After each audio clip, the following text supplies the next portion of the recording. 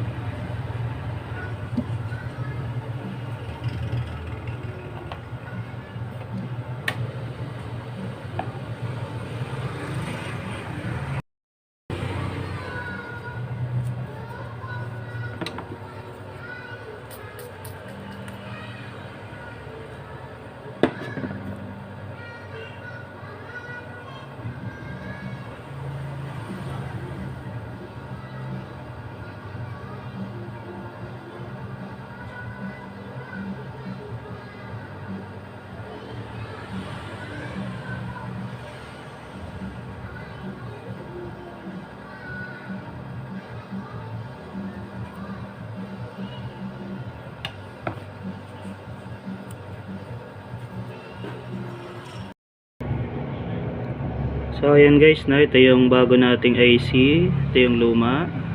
Kakabit na natin siya, no, para matesting natin kung ah, goods ba siya. So ayan, dito natin lalagyan. At ihinang na rin natin sa kanya.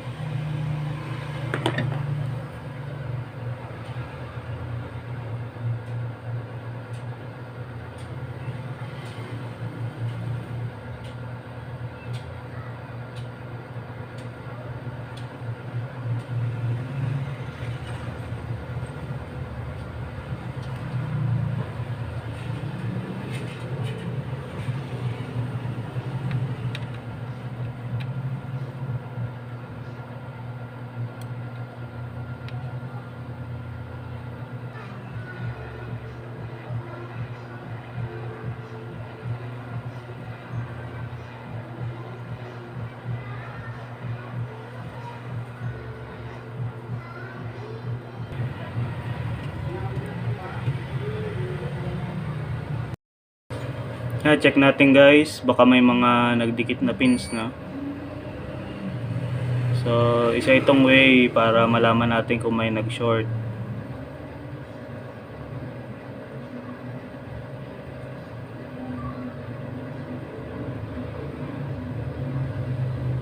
Wala. Sa kabilang side, gagawin din natin yan, apat na side yan. Check natin lahat yan.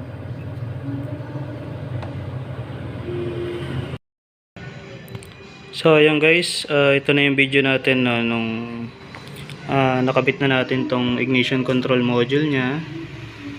So ayan, ito try na natin na i-power up, pero yung circuit kasi ng fuel pump di pa natin ginalaw, no?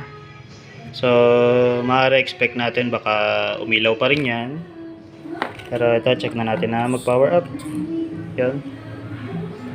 Kita nyo guys, itong sa may ignition control module, nag-blink lang siya saglit tapos namatay na, no? Hindi na siya constant na nakailaw. Tapos itong fuel pump natin nakailaw pa rin. Masabi natin medyo normal yan, no? Kasi nga hindi natin ginalaw yung circuit ng fuel pump. So the next video guys, gagawa tayo ng video para dyan, no? Pagka nirepair natin yan. So, gawin muna natin is i-power up na natin itong Arduino natin para mag-firing na. So, ayan, tek lang. Yan. Yan, nakikita natin guys, no, umiilaw na yung ano natin, no, signal natin sa ignition coil. Then, yung sa fuel injector, okay. Fuel pump, parang grounded, no, constant, nagana siya. So, itong check engine natin, umilaw siya kasi nakabunot yung ibang sensor, no? Siyempre yung AECB, magko-code siya. Tsaka yung iba pa niyang sensor na nakabunot. Pero overall guys, yan yung output nung ginawa natin. Nakita nyo naman, na-repair natin tong sa ICM niya. So, ibig sabihin hindi na ito maninira or maaari kasing yun nga, maaring nag-short yung, ano niya, no? Yung ignition coil niya. So, meaning yung mayari, yung owner nitong ECU natin ay kinakailangan magpalit ng ignition coil or ipatest ng mabuti ignition coil para siguradong maayos at hindi masisira ulit itong ignition control module niya, no? So dalawa lang dahilan yan, maaring ito yung dahilan kaya nasira yung coil o yung coil yung dahilan kaya nasira ito. So yun, kailangan mapacheck rin nila sir mabuti yan, no? So yun lang guys, yun lang, no? Sana nakatulong sa inyo yung vlog natin ngayon, ha? Thank you.